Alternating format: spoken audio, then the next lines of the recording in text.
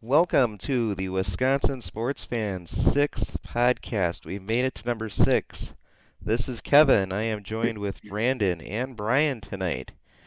We have an action-packed night set tonight. We have a lot of big news that happened this week. The Packers sucked again this week.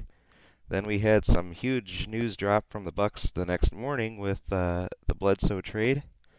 Then we had some big Packer news again, where Martellus Bennett is suddenly gone. I'm thinking we're going to probably begin with the more upbeat stuff, which is the Bledsoe trade. Interesting move, right off the bat Tuesday morning. We get Bledsoe traded for Moose and some draft picks. Brandon, did you see this going down, or how do you feel about this? I didn't see it going down. Bledsoe had not been pretty much with the team for a little while now, since the close to the end of October. He had tweeted out a tweet that said, "I don't want to be here." The GM and front office for the Phoenix Suns said, "Well, from what we can see at putting you at the point guard spot in the last 2 years, our offensive output has gone down. Our winning percentage has gone down. We're not heading in the right direction. You're telling us you don't want to be here. All right, so you're no longer going to be in our plans," is what is reported. Then he comes out and says that, "Well, I was at a hair salon and I was just saying that I don't want to be there." I don't know if I That's necessarily believable. buy that one. Yeah. Yeah, it's the old dog ate my homework type of thing. It came up lame to me. Could he be telling the truth? I mean, yeah, he totally could have. But I'm not sure. As far as his talents and what he brings to the Bucks, I'm super excited. I think it shakes up the lineup and shakes up the roster a little bit. I definitely think it was a needed move. There's different aspects and different layers to it, but from a scoring aspect, he can kind of get his own. It looks like he's capable at shooting the three. He can create his own shot in the lane by being creative and having off the charts athleticism. And it looks like he can shoot the ball from mid range as well. So it looks like almost the offensive complete player from what I'm seeing. And a little more well established. I think he's been in the league, I want to say like 6 or 7 years now. He came in 10, so 7 years. Out of Kentucky, played with John Wall. And I'm excited to see him in Milwaukee next to Giannis. Middleton, he's underrated. I think offensively can be really good. Defensively, I think he's maybe even a tick above Brogdon. But I'm excited to put him next to Giannis and see what the Giannis, Bledsoe, Middleton trio can do. And then you're looking at adding Jabari Parker on the All-Star break. So Yeah. February. But I've ranted enough about it. I'm excited. Kevin, Brian, are you guys excited about Bledsoe coming to the Bucks? What are your thoughts? So I'm not going to pretend that I'm Bucks guy, but thinking about Bledsoe, looking just statistically speaking, if you look at the way that he plays, there's a thing in the NBA, and I think of it from more of a fantasy perspective, but you think about rainbow players, guys who are going to contribute in multiple categories. Giannis right now is one of the ultimate rainbow players because he's going to give you points, he's going to give you blocks, he's going to give you rebounds. Bledsoe isn't at that level of being a rainbow player, but he's someone who can give you scoring. He can give you that either from the starting lineup or from the bench. He's probably going to be able to get you, 4 or 5 rebounds a night.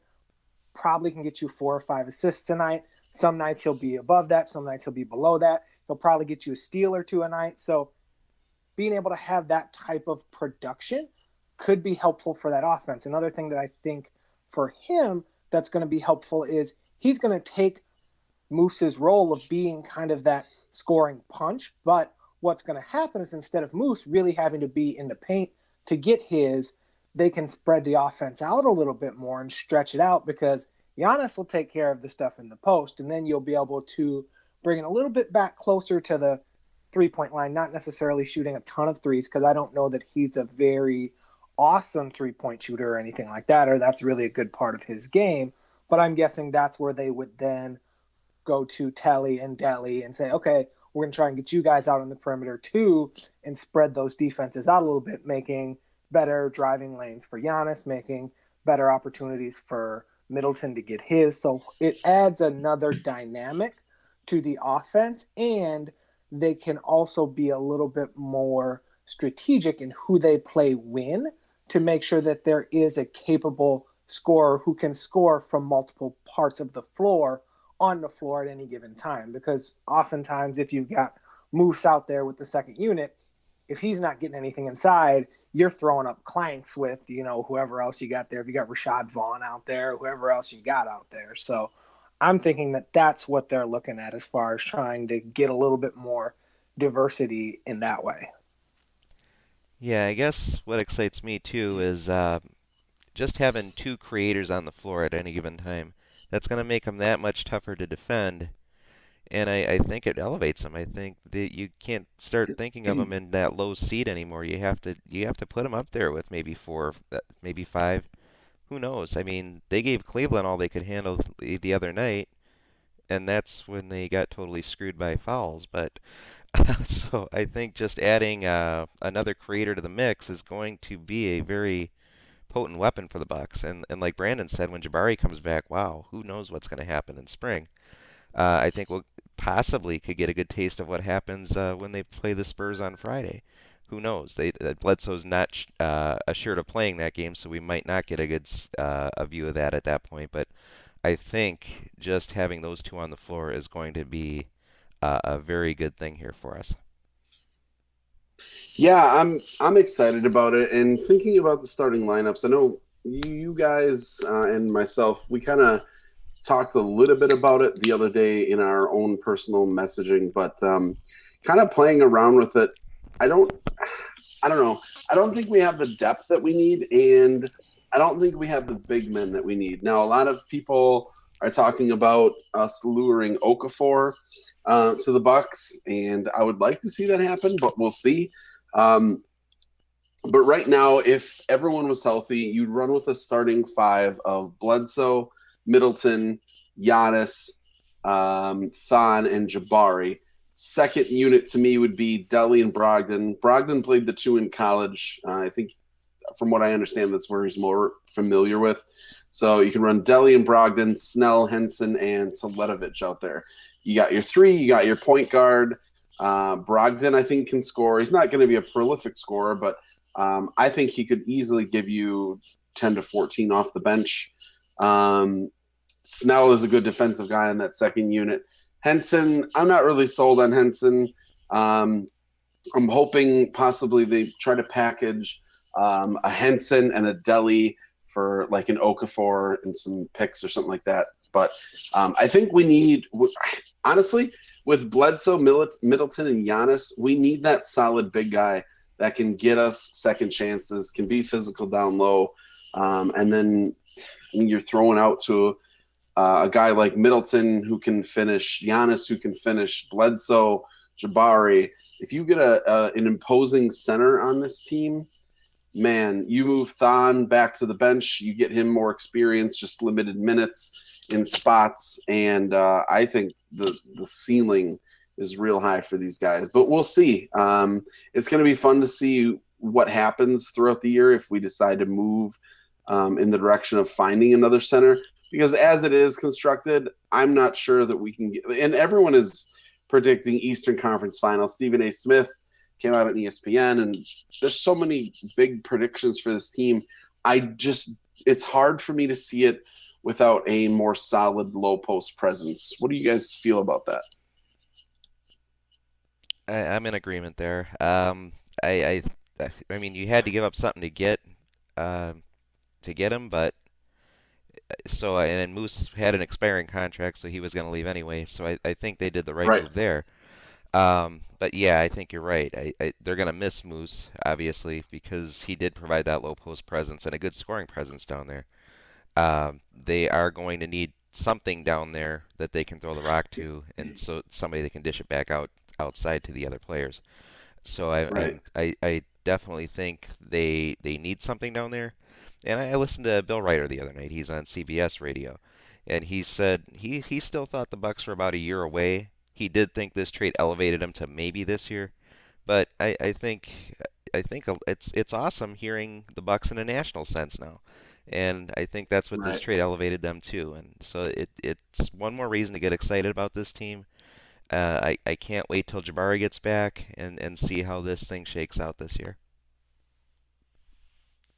Yeah, I would agree with that part. And I think the biggest thing that I keep coming back to is Monroe wasn't what you'd think of as a true center. He's more of a Right. scoring center. So if you look at it this way, the Bucks didn't have a true center anyway. They're going to use Henson in that role. You'll get a little bit of defense out of him, and he's a little bit hit or miss offensively. So the thing about true centers is those guys are a dime a dozen. I mean, you could go find a big guy and put him out there. Basically, where's Spencer Hawes? Go find his man bun, bring him back, and he can suck up his 5 fouls in 10 minutes. And I mean, that's literally what a true center is these days in the NBA. And then you've got your guys who are really good, like your Karl Anthony Towns or your Anthony Davis. Like there's those guys, and then there's everybody else. The Bucks, they just need an everybody else right now until they can get one of those really good guys. So maybe they'll spread those minutes around to Henson. They'll probably put Mirza at the 5, which is a terrible idea, but we're not going to go there. They'll probably have Giannis play some 5 depending on who they're matching up against. So really, it's all just going to be matchup dependent, I think. So one of the things I was wondering, two questions I want to pose. Number one, was the Greg Monroe experiment in Milwaukee a failure? And then number two, John Horst, this is his first trade. What are we grading that as? For me, I got to be honest, I look at this trade as an A+. Bringing in a veteran scoring point guard who has crazy athleticism, can defend and shoot, is going to be something that will help take the load off Giannis, and it makes the defense a little bit more honest. So kudos to John Horst. I don't think Greg Monroe was going to stick around after this year. I don't think he wants to be stuck on the bench. He did it. Milwaukee said that they were really thankful that he did what he was asked to do for the betterment of the team. I don't know that it was necessarily for the betterment of the team, but bring in Bledsoe for me. So I got to be honest, I'm rating this trade as an A, maybe even an A+, to be totally honest. And because he just bought time as well. You're going to put a scorer on the court for the next 2 years. I mean, the season just basically started, so you got him for 2 years versus a guy that was going to leave at the end of the season. And I see nothing but good things. And way to go, John Horst, in my opinion. What do you guys think? Oh yeah, I'm with you on the trade. It's a A+ trade again for all the reasons you said. We get Bledsoe for this year, and then next year, Moose was gone after this year. There's no way he's gonna sit there and ride the bench for another year. Right. But as far as whether the Moose thing was a mistake or not, I think they had to try. I think Yeah. I think it was awesome that he wanted to come here. I think he was a class act through the whole thing. He had to go to the bench and he didn't complain about it. Well, he mumbled about it at the beginning, but he didn't complain about it over time. Right. He actually played well in that role. And I wish him the best. He was an awesome player here. I class act guy. Yeah, I would agree with that. And I don't think that it was a failure. Did he fit what the Bucks ended up running? Probably not. But I think getting someone who was considered at that time a marquee free agent to come to Milwaukee, that's a good thing. I thought of it very much like when the Brewers initially made that run for Jeff Suppan. Everybody's like, whoa, they actually signed somebody that everybody wanted. So I think that is a good part. Did it work out how everybody envisioned it and hoped? No, but I don't think that makes it a failure. Now to go back to the trade piece, I think for me, I'll just give it more of that like B level, and that's only because I want to see how this draft pick thing turns out. Now, draft picks in the NBA aren't as vital because once you get past the top 4 or 5, it's all hit or miss at that point. But because there's the different protections on it, as long as the Bucks continue to stay in playoff contention, they make the playoffs, they can really make the Suns eat a terrible draft pick and they'll end up with like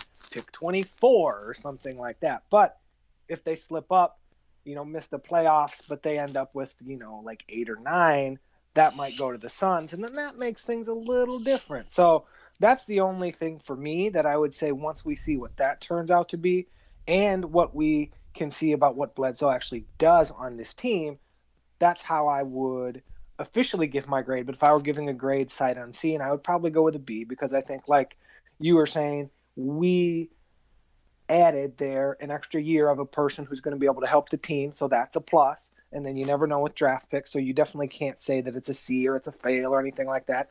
It's going to be a bonus. We just don't know how much until we have all the other details. Yeah, and he is slated to. I know he had his physical today.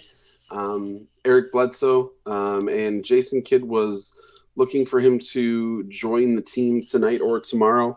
Now they have a game against the Spurs, and would have been good to have Chris on here, maybe get a little banter going, but maybe we'll save that for another time. But Bucks versus Spurs coming up. We'll get to see. I believe we'll get to see Eric Bledsoe. I thought I had read, or I thought I saw that he was possibly injured, but I could be wrong. I was just taking a look here on ESPN. He's had Debut. some time to Yep, rest. Friday. Yeah, he has. That's what a errant tweet will get you.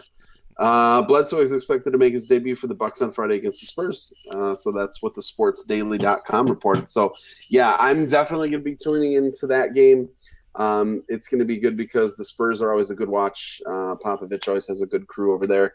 So the Spurs will be hosting the Bucks. Now, Milwaukee's on a little bit of a slide. They're 4-6 right now. Going to San Antonio, they're 7-4. But it should be another good test.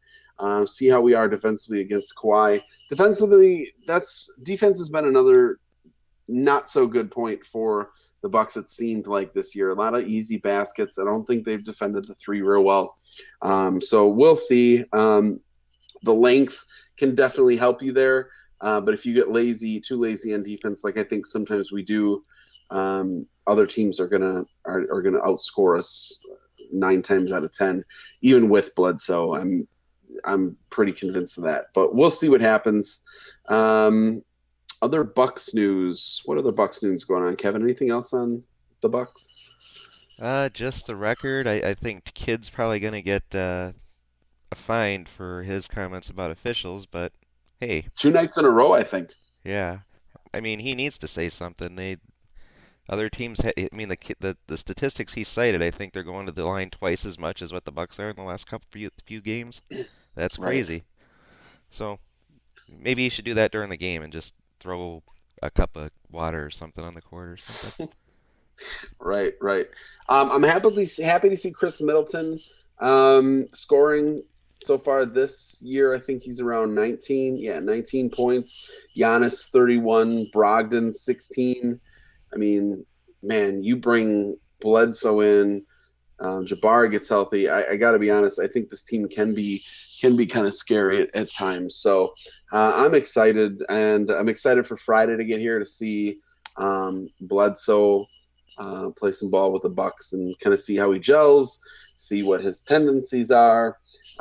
I'm guessing there's going to be a lob or two to Giannis. He's going to try to really get on Giannis's good graces because I think a pick and roll game between those two could be crazy. You put two athletic players on the floor like that in a pick and roll game, I think that could be crazy good too. So, yeah, I'm excited to see what happens, but I really do think that a serviceable big man, because Henson really isn't that guy. He never has been that guy up to this point. Thon, he's still struggling. He's at 5 points a game, rebounds 2.3. He's not snagging enough rebounds. But yeah, I think that dominant center, not dominant like Dwight Howard, but a more serviceable center would be something that would be welcomed. But yeah, we'll see. But we have other teams to talk about, Kevin. What are we going to be Do we talking about have to? next year? Yeah, I know, right? Jump off the ledge. So yes, the day after the Bledsoe trade, the Packers had their own news. Um, First, Martellus Bennett was declared he wasn't going to be playing this weekend, and then shortly after, he was declared he'd not to be on the team anymore. Um, Yikes. so, Hands of Stone is gone. It's shaping up to be ugly too because it's uh, what is it? Injury? They're saying he didn't declare an injury to Failure. the team, Yeah, it was a failure to disclose an injury. which potentially could make them take back all his guaranteed money. Right. Huge risk for something like that. I mean, I don't know. Is it worth it? Really? I don't know. It's definitely shaping up to be an ugly divorce. You know, it didn't work from the start. It looked like it was going to be so good. I mean, it seemed like a match made in heaven. Some guy who could go down the middle of the field, make catches, and then he couldn't make catches, and then Rogers got hurt, and then he started talking about retirement, and then he got hurt, and now he's gone. Hurt in quotation marks. Right. Can't see that. You're on a podcast, but yeah, hurt. Dr. Evil hurt. Yeah. Yeah, it's just kind of crazy, kind of a weird domino effect of just events that now leads them to unemployment with some possible trouble behind it. So, um, I don't know. I think that after he saw Rogers go down, maybe it was like, oh, here's kind of my out. Um, I don't know. I don't know the guy. You can't really judge the guy.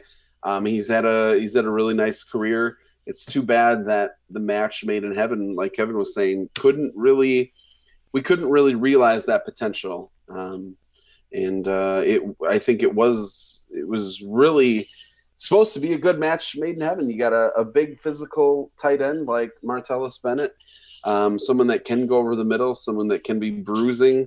You bring him on a team with tons of weapons in Cobb and Jordy, and I wouldn't say the running back situation would be compliments, but Aaron Jones has started to come on. But yeah, it's just really too bad. I think that people look at a signing like that and they say, okay, we can bring in a Martellus Bennett.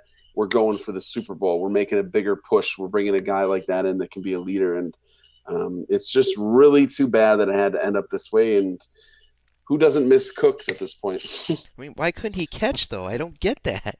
I I don't know. It's like his concentration wasn't there. It was just maybe he was just going through the motions. Maybe mentally he just wasn't there. I don't know.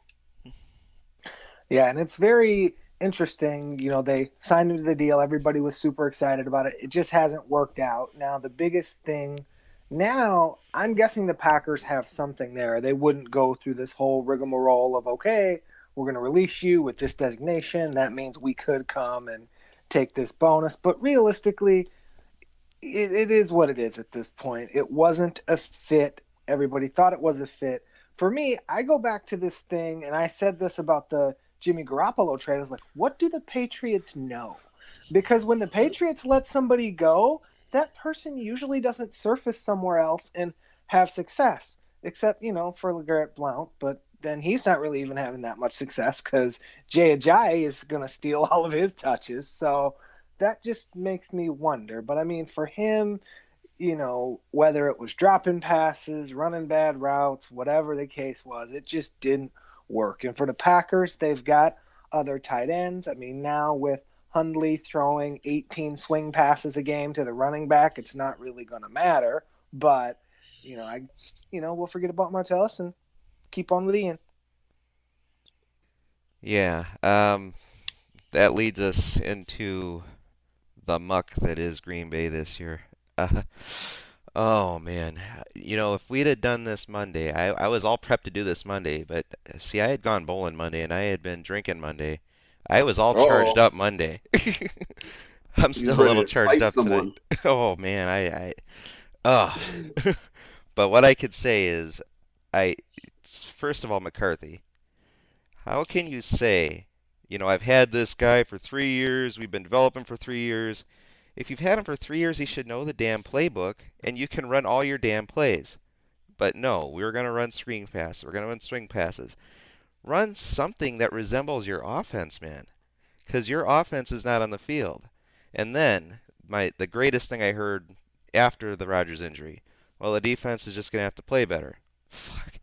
The defense can't play better. They can't. Right. Um, I mean, if the time to play better would have been in the NFC Championship game last year, that would have been the time to play better. They're not going to play better now, and that was my biggest thing, is that Hundley cannot make up for what Rodgers could mask. And I think at the end of the day, Dom finally takes the fall because of this. Yeah, can I get a trash can soundbite for that offensive play calling and for the defense this week, because that's really what it deserves. I mean, the thing with Hundley, and I was getting into it with Christopher on Twitter, just kind of discussing back and forth. With Hundley, I want to see him go out in a blaze of glory. Let him do something, because to me, there's two things here. If you're having him run this check down offense, that either means that A, you don't trust him, or B, he's running the check down offense on his own because he doesn't trust what he's seeing downfield. If you don't trust him after 3 years of him being in this offense, that's on you as an organization. If he is taking all of these checkdowns because he's not confident going downfield, then that's on you as an organization to either teach him or pull him. Let him do something. There were multiple people on Twitter who were putting out screenshots of open receivers while Hundley is standing there either getting sacked or staring at somebody else or things like that. And I saw two. There was one where Jordy was wide open. There was another one where I think it was like Lance Kendricks was open over the middle and Hundley's taking sacks and things like that. And it's like, okay, they need to figure out how to get him to be a little bit more aggressive. And I think the tough part about that is when you're looking at his splits and you see all of the passes that are completed by the line of scrimmage, and then you see even 10 yards out, his completion percentage drops. And then I think Monday, he didn't complete one pass over, 20 yards. And it was like, ooh, that is not ideal. So they're definitely not running their offense. And it's something that they really need to figure out how to get a little bit more productivity out of him if they're going to be successful, because they're not going to win games, checking down, because this defense can't hold anybody in check. Yeah, defense is a mess right now. Hundley, I don't know. I guess the question for me is how does this look on Ted Thompson and Mike McCarthy, that Brett Hundley is this guy that they adamantly defend. He's been in the system 3 years. Everyone talks him up. How does it not translate to the field in any sort of way? I am at a loss for words, because we're Packers fans. We're spoiled. We talk crap because we're the Packers. We have Aaron Rodgers. We have Brett Favre.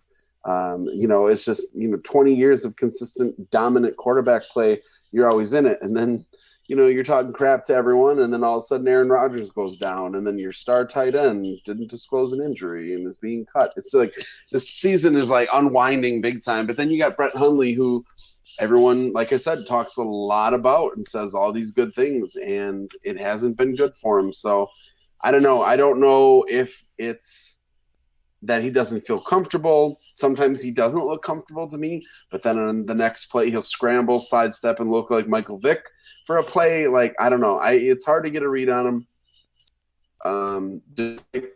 Looks like they can be okay. I'm not too worried about what Minnesota is doing, although their defense is good. And side note, they did add Teddy Bridgewater back to the active roster and put Sam Bradford today on IR. So welcome back to Teddy Bridgewater. But crazy story for him, though. Like, he was possibly projected never to play football again, and here he is back on an active roster. So that's cool for him. Even though he's a Viking, props. I hope he comes back and plays at a good level. To me, this whole thing with Hundley and Thompson and McCarthy narrows down to arrogance. Thompson with his draft and development arrogance, McCarthy with his I can develop him arrogance. Really, they needed some type of veteran backup, and they keep saying, well, somebody that comes in, they're not going to know the whole playbook, they can't play. Hundley doesn't seem to know the whole playbook, or they're not just calling the plays for him to run. So Right. I just it just it pisses me off. But really, it's the defense. I mean, in the end, it's the defense. Rodgers can mask that defense because he can outscore our defense, basically. The defense, if they fixed it, that's a Super Bowl champion team last year. If they can fix that defense, they really can win in this league. And next year, I hope to God something happens with this defense. Because this year, really, all we got left is a showdown with the Browns. Oh, man. He's fallen far, far, far off the wagon. Oh, that's sad. I don't even know what to Yeah, say to that. I can make us even sadder. I saw a stat on Twitter that was something like the Packers defense had not forced a punt in 14 straight possessions. Let that sink in. 14 straight possessions. That is a new level of pitiful. And if we're looking at this defense, it's either the talent that's there or it's the scheme that they're being coached in because there should, in theory, be enough assets on this defense that we've invested high picks in that there should be able to be sustained success. And I don't want to hear that whole thing about how Dom Capers' defense takes 3 years for people to learn and everything else. There's guys who have been in Dom Capers' defense for 5 years and they're still missing tackles. So what is that about? It's one of those things where I think that a regime change back there might help, but I really think that it's going to be regime and personnel back there because we have been drafting, square pegs and trying to put them in round holes for years. And now we're kind of seeing the fruits of that labor, so to speak, because it's not being masked by the fact that the offense is always ahead by 14 points and these guys can just pin their ears back and be aggressive. Yeah, I think there was a story I read. I want to say it was by the Acme Packing Company. It talked about Dom Capers a bit, and it said, from what they looked at, is Dom Capers' defense is based on making the offense take as many plays as they can to get down the field, and that the time has really passed that by because offenses are more than content to do that now. Whereas in the old days, they would get impatient and throw interceptions. And they showed each year how the Packer defense interception rate has gone down, although still ranking higher in the league. So, like maybe it was 2011 or so where they forced like an astonishing like 20 some interceptions, and then that was like tops in the league. They weren't bad off a couple years ago at 17, but that it says as a whole that percentage has dropped. And it seems like the time has passed by Dom Capers' defense, even when it is performing to what it should be. It's not now, but even when it is, it's still not what it should be anymore. Yeah, I don't know if it's Dom Capers' time to go. My gut feeling is it might be time for a change. The defense really hasn't been anything spectacular, I think, really since the year we won the Super Bowl. I could be wrong on that, but um, Dom Capers was a big name. I don't. I'm not sure of the time frame. Back in the day, I guess is what I would say. I remember him being the first coach of, I believe, the Texans as an expansion team when they came in, and defensively he was good during that time period. But I think it's just a little bit different now. I think the game has changed a little bit. I find him slow to adapt, but he definitely isn't afraid to do fire by trial or trial by fire. He's throwing blitzes. He's trying to be creative. So some of it I think is on the players. Some of it I think is on his scheme. But we'll see where this all ends up with Capers, and we'll see if there's any other big changes at the end of the season. I'm not sure that McCarthy gets fired over this season. I think that bringing someone in else defensively that can shore up or bring in a different scheme or a refresh might be good for this team. Come back retooled with Aaron Rodgers next year and make a run. But this year, I got to be honest, I don't have much faith in it. I'm usually Mr. Positive, Mr. Good vibes, but I really just don't have it for the Packers the rest of the way this year. I got to be honest. I don't think anybody can blame you for that. It's been pretty bad these past couple of weeks, and the only thing that we can hope for is that all of a sudden Hundley makes a jump. And I just want to say, because we haven't really covered it, Colin Kaepernick would not fix this offense. There are three quarterbacks that would fix this offense who are backups who could actually have contributed, and those are Brian Hoyer, Ryan Fitzpatrick, and Josh McCown. Now, what do all three of those guys have in common? They're pretty mediocre starting quarterbacks, but those guys are not afraid to chuck the football. And That's what this offense does. This offense chucks the football. So with any of those three guys, if Rodgers goes down, the offense doesn't fundamentally change because that guy, he'd be willing to chuck it all over the field. He'd be throwing 3 or 4 picks a game, but he's got enough offensive talent to still probably throw for, 250, 300, maybe 350. If you look at the stat lines for McCown in New York, if you look at Fitzpatrick in Tampa Bay and Hoyer in San Fran before they pulled him for CJ Boatyard, things like that. That's the kind of stuff that the Packers needed. They struck out on it, and that's why the Hundley thing is so disappointing because he's not able to replicate that offense that they use for success.